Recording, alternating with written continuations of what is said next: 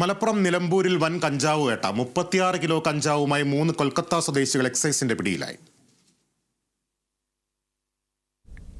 Excise commissioner സ്ക്വാഡും Malappuram intelligence വിഭാഗവും Nilambur range പാർട്ടിയും സംയുക്തമായി നടത്തിയ പരിശോധനയിലാണ് കഞ്ചാവ് കണ്ടെടുത്തത്. നിലമ്പൂർ കാനോലി പ്ലോട്ടിൽ വെച്ച് 16 കിലോയോളം കഞ്ചാവുമായാണ് കൽക്കട്ട സ്വദേശികളായ മിലൻ സിംഗ്, മാനസ ഗാലി, അന്നു സിംഗ് എന്നിവരെ പിടികൂടിയത്. തുടർന്ന് പ്രതികളിൽ നിന്ന് ലഭിച്ച മൊഴിയുടെ അടിസ്ഥാനത്തിൽ മഞ്ചേരിയിൽ നിന്നും 20 കിലോയോളം കഞ്ചാവുമായി സാബു സിക്ദാറിനെയും പിടികൂടി. മഞ്ചേരി കൊത്തുകൽ കേന്ദ്രീകരിച്ച് കഞ്ചാവ് വിൽപ്പന നടത്തുന്ന കൽക്കട്ട സ്വദേശിയായ പ്രശാന്ത് ബിശ്വാസിന്റെ സംഘത്തിൽപ്പെട്ടവരാണ് പിടിയിലായവർ. ഒഡീഷയിൽ നിന്നും ബംഗാളിൽ നിന്നും കഞ്ചാവ് മലപ്പുറത്തെത്തിച്ച് മൊത്തമായും ചില്ലറയായും വിതരണം ചെയ്യുന്ന സംഘത്തിന്റെ സൂത്രധാരനാണ് പ്രശാന്ത് ബിശ്വാസ്. Kerala vision news, Malappuram.